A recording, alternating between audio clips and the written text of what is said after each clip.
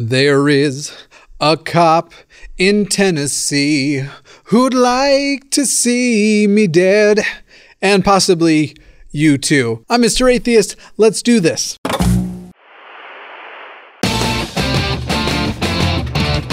For nearly daily Atheist content, make sure you hit that subscribe button and ring the bell. And also, there are some changes coming to Mr. Atheist. And dear Mr. Atheist, stick around to the end of the video and I'll tell you a little bit about that. But in the meantime, we are technically still on the pumpkin saga, which is why I decided to bring out the old pumpkin shirt again. For those who don't know, this is what I wore to Pride, but the pumpkin saga has been regarding this whole battle really between the atheist community and the atheist YouTube community and what is essentially a cult called the NIFB, the New Independent Fundamentalist Baptists. And we are winning in a lot of ways, but it recently came to my attention that there is a specific member of this cult called Grayson Fritz, who is actually a detective in Knoxville, Tennessee. Grayson is a pastor for this cult. And I'm going to show you some videos of his preaching, but I want you to keep in mind a question here, and that is it ever appropriate to actually take a person's job for their beliefs? Now, this video isn't going to include a call to action in a way that we are going to attempt to do that, but it's a discussion I want to have, and specifically with a public servant. If a public servant has used his public platform elsewhere to undermine the confidence the public could possibly have in that individual, should they be able to retain their responsibilities and their positions as a public servant? Especially when those duties include protecting the life, liberty, and pursuit of happiness of those individuals if they have expressed that there are members of the population that they would like to withdraw life, liberty, and the pursuit of happiness from. Now, the videos you are going to be seeing today are not on YouTube, at least not sourced from the good pastor here himself. This is from an archive of resources that this group of atheist YouTubers have put together, largely thanks to an individual called The Atheist Rationale. Sean has been absolutely incredible in all of these endeavors, archiving and creating a reference library, essentially, of all of these things, as there are multiple things we are doing, multiple ways we are going after the NIFB,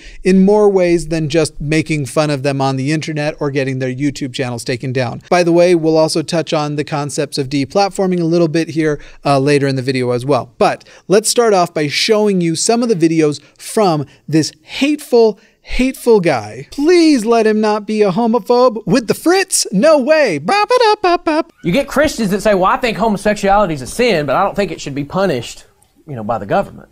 Well, guess what? You're so hardcore. It's a sin, really? Yes, that's right. And by the way, these clips will be in a progression from mildest to more severe. That's right. He is starting with calling out other homophobes for not being homophobic enough, because I still believe it's a sin, but let's not punish it. They hate the sin, not the sinner thing is still absolutely a homophobic position, because it totally disregards how wrapped up a person's identity can be in their sexuality, or at least how important a person's sexuality can be to their identity.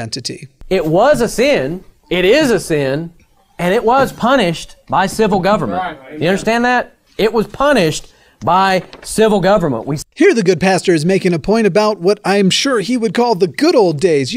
Those days before he could get his message out further by using a machine that is ultimately originated back from a machine made by a gay man called Alan Turing. And so he could preach from his version of the book, the King James Version, which is compiled by King James, a bisexual. But thanks to those couple of individuals from the queer community, he can now advocate for them to die. We saw that in Leviticus 20:13. And I think it's funny in Leviticus 20:13, then God doesn't say they shall be put to death. He says they shall surely be put to death. He does that emphasis point where he screams it out a lot, and you can actually see that it usually comes up around the parts where his passion for hating people like me comes up more. Don't call me Shirley! Okay, just kind of driving it home that the death penalty for someone being a homosexual. All right, so no surprise here. He believes we should die. Let's move into what he believes as a public servant, what his and the government's role should be in all of this. The Bible says that the government, somebody stands up, oh, I'm LGBTQ. Here's how it should work. It shouldn't work where we go out and we enforce the laws because the Bible says the powers that be are ordained of God. So once again, skirting around basically free speech issues here, but thinking that you can get away with this kind of language by saying, I'm not saying we should go kill them, I'm saying the government should. But once again, the big difference being here that he is a part of the government, and specifically a part of the government. Police in 2019 out to these LGBT freaks and arrest them. A detective who swore an oath to protect the Constitution of the United States, and I would like to see that Constitution completely ripped up and destroyed because it is a secular Constitution that says we are not going to make laws based on my religion or anybody else's religion, that we will make laws for the common good of the people. And have a trial for them, and if they are convicted, then they are to be put to death. Do you understand that? Yeah. It is a capital crime that should be carried out by our government. A capital crime that should be carried out by our government on the basis of this individual's beliefs from a book that is not demonstrable to be true, and in fact, most of it is demonstrable to be false, because for it to be true, at the very least, God would have to be some kind of like David Blaine character getting rid of all of the evidence. Like, sure, modern anthropology is capable of finding where tribes of just a few dozen people lived a lot longer ago, but in this very small piece of the desert where millions supposedly lived and died and moved and had camps and all kinds of things, you'll never see. You should have been looking at this hand the whole time. God Blaine, everybody. All right, Pastor Fritz, and what do you think should happen when Pride parades happen? I was just at Pride this weekend, so I'm eager to know how you think that should have gone down. All the Pride parades? Man, hey, call the riot team. We got a bunch of them. Hey, get the paddy wagon out here. We got a bunch of them going to jail. We got a bunch of them that we're going to get convicted because they have all... Again, I want to re-emphasize how dangerous this is. More dangerous than some of the others, because we're not talking about just a pastor. We are talking about a detective and a public servant. Presumably, he also served as a police officer in the past. And by the way, he's been trying to make the case that none of these beliefs have affected the way he has protected and served individuals. Is that remotely possible? Is it remotely possible that this individual, who would be called out potentially to serve people who he believes should be murdered for the crime that they are committing, something he called a capital offense already. Does anyone really buy that there is even a chance he would have treated them equally, that he would have had the same motivation to seek justice for them? I actually cut out the video from the folder I'm sourcing from here that I feel like now I should have included. There's actually a video of him, I think from the same sermon, telling a story about a kid who had stolen some cookies and that was wrong, but that what was way more wrong was that this kid had been reported or exposed to have been doing this by two gay individuals. And he said something like, I'd pay for the kid's cookies before I'd let that kind of thing happen. Basically, the thing that he's angry about there is that this person who has committed an actual crime, now obviously cookie thievery is not the height of crime in America, but someone who had actually committed an actual crime would be reported and exposed by people who had committed none or a crime only, if you buy into this narrative from the Bible as communicated to you by the good pastor here, which I dare say I don't buy. And this is an individual with two paths to influencing people, influencing other officers who serve under him or serve around him, and as an actual leadership position in a cult. I was going to say religion, but let's be real here. We got a bunch of them that we're going to get convicted because they have all of their pride junk on and they're professing what they are, that they're a filthy animal. I can't take my pride junk off. Oh, you mean like the clothes and stuff. Also, I want to bring up that filthy animal thing here. Let's have a brief discussion about this deplatforming thing here because I'm still hearing about it. Now, with this video, there's no call to action to deplatform because as far as I know, the actual people putting out these videos don't exist on YouTube anymore anyway. But when it comes to deplatforming, the difference between deplatforming and censorship, as in removing a person's free speech, is we're not actually trying to have anybody arrested here. But additionally, consider the idea that you have made an application, or let's go something easier with something anyone can do. You've decided you want to make a server on Discord. Now, that server on Discord is going to have its own terms of service that you have to follow, but Forget those for the moment. Let's go with the rules you decide to put on that server. For example, I have a server, and one of the ones I've put down is that no racial slurs are allowed. That's an instant ban. You, as an actual exercise of free speech, are allowed to put whatever rules you want in there. And if an individual comes in and breaks those rules, you have the right to remove them from that platform, or your platform, or however you want to call it. So if a person comes into my Discord and they use a racial slur and somebody reports that to the mods, that individual who reports it has not done anything evil. They've not deplatformed the individual. They came to that server with an understanding that those terms of service were there. It may even be why they were attracted to be there in the first place. And they're exposing that violation of the terms laid down by the individual who created this server is helping the individual who created the server maintain their original vision for it. /gender and sexual orientation. Also, under other types of content that violates this policy, dehumanizing individuals or groups by calling them subhuman, comparing them to animals, insects, pests, disease, or any other non-human entity. So him just calling us animals. Also, praise or glorify violence against individual or groups based on the attributes noted above.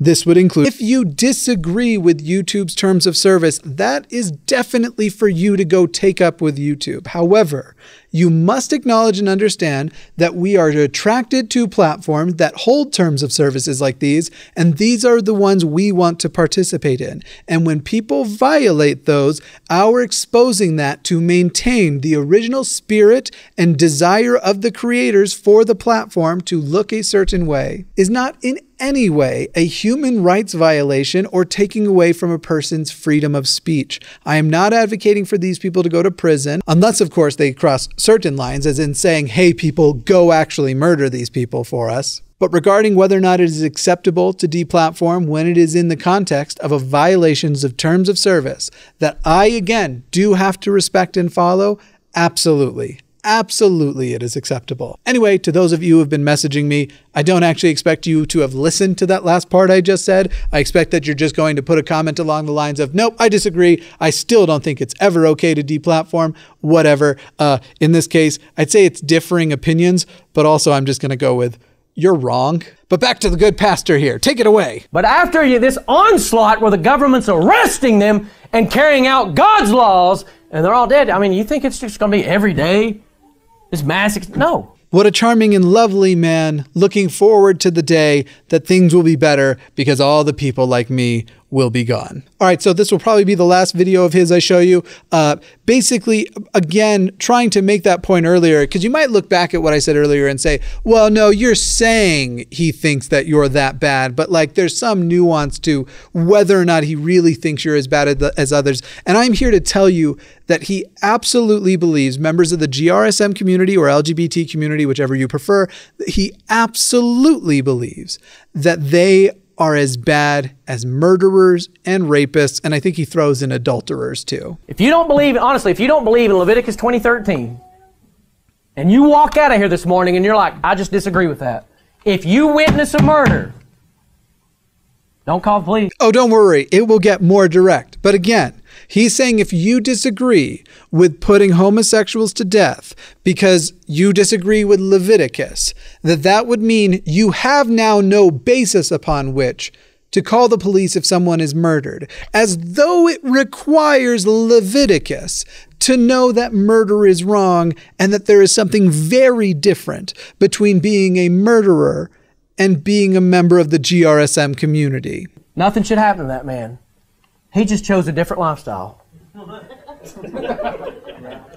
No member of the GRSM community, certainly no member that you should take seriously, because maybe you can find one, but it would be an extreme minority, thinks that all lifestyles, no matter what, are valid. Not all lifestyles are valid. A very important thing is consent and autonomy and allowing others the pursuit of life, love, and happiness. He just chose a different... Don't you call the police, I'm telling you.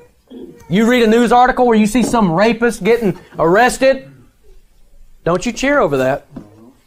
He just misunderstood. He chose a different lifestyle. This is one of those individuals that I genuinely hope never becomes an atheist. I mean, I want their beliefs and everything. I want them to just live in isolation and not influence anybody. But if he genuinely believes this, that the only thing separating whether or not murder and rape are wrong is Leviticus, that means this individual has a natural desire to be a murderer and a rapist. I, as a secular humanist, rape and murder the exact number of times I want to every day, and that is 0. It sounds to me like you are making the case that you, as a Christian, don't rape and murder as many times as you want to in a day, because you can't because of a book. And if that's the only thing stopping you, I genuinely hope you never stop believing it. I hope you just stop sharing that out.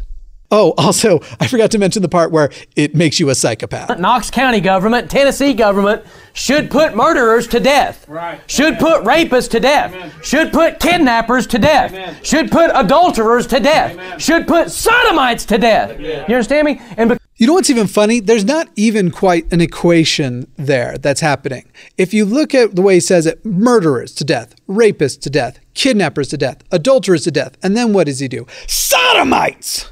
He goes full Alex Jones. He screams that at the audience. He honestly comes to it with a higher level of contempt than the rest of the list. This is an individual whose hatred burns deeper. I don't know what it's from. I'm not going to speculate on what it's from. But now we have to talk about, this is a public servant with an oath to protect and serve everyone.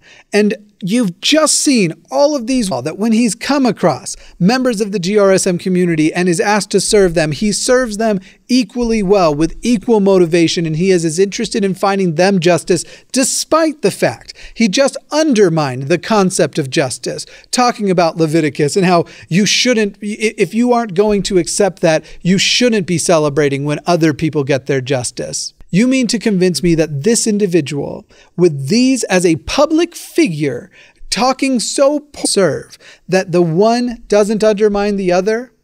I'm not saying he doesn't deserve to live, eat, and have a job.